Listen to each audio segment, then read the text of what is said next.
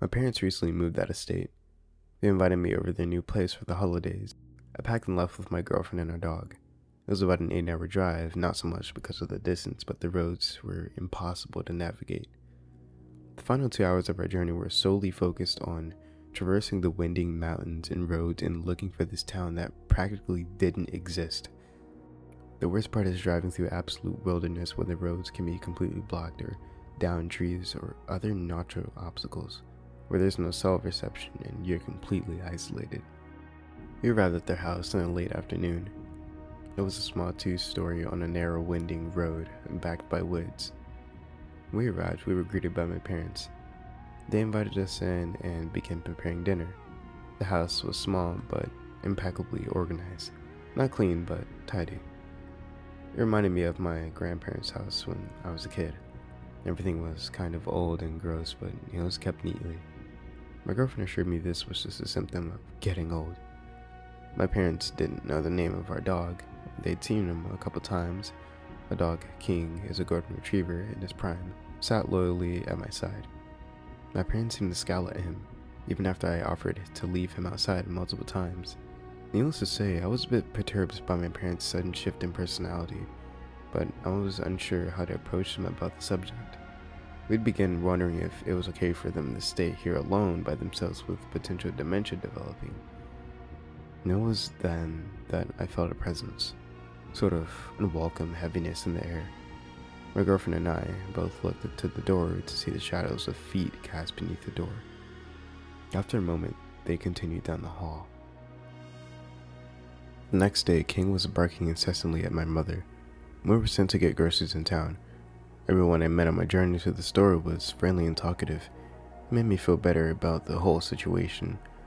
On the way back from the store, my girlfriend and I discussed our plan. We deliberated that we would feel out the situation over the week and decide what we'd do.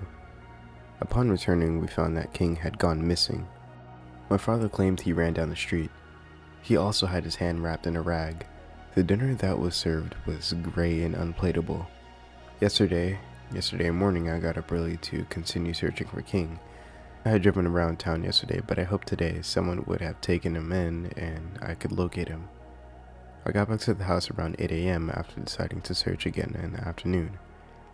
My father was preparing to go to work, and I made myself breakfast with what little food they had in the house. I don't know what possessed me to follow my father, but I did. I watched him drive his own car down the street and pull off the road. I walked up and quietly followed him into the woods. He led me to a work site of some sort, various tools laying around a large hole in the ground. He just kept digging. I confronted him, asking what's going on.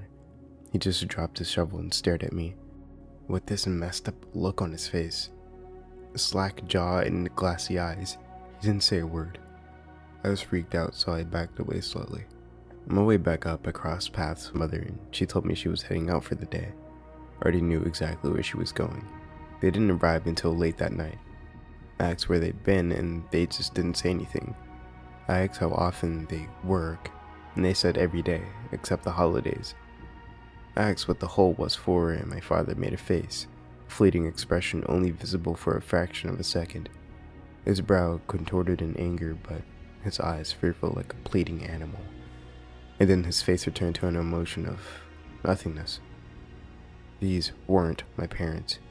I felt alienated. I went to make a few local calls about our dog, only to find the line was dead. That night, it took me hours to fall asleep. Once I finally did, I was shortly woken by a foul odor, something burning in the house. I shot out of bed, yelling for everyone. The halls were full of smoke as I made my way to the living room, where an inferno blazed in the fireplace. Smoke billowing into the room, permeating every surface. I put the fire out and we all went to bed. The next morning, my family didn't clean anything. Black stains coated every surface in the living room, the stench of smoke sticking to everything. They continued as if nothing happened. After Dad went to work, I offered to fix the chimney.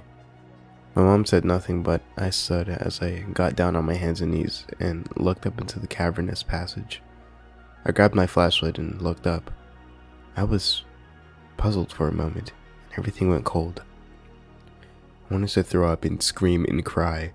A large blockage was stuffed into the chimney, only identifiable by the stainless steel tag dangling inches from my face. I didn't need to read it. I knew exactly what it said. I composed myself as I got out of the fireplace. I told my girlfriend I needed to talk to her, and when I was confident we were alone, I told her to drive to get us home. I couldn't contain myself and broke down, explaining everything through tears. Eventually, I calmed down. We didn't know what to do or who to call. On the way out of town, one of the thin roads had a fallen tree laid across it. We stopped to get out, and halfway through trying to move the log, I heard something behind us. It was my father approaching me, wearing that furious yet disappointed face. I didn't hesitate.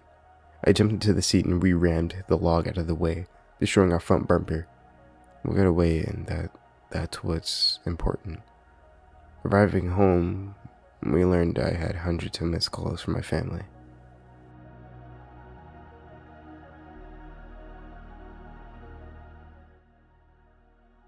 Hope you guys enjoyed today's story. Thank you so much for listening.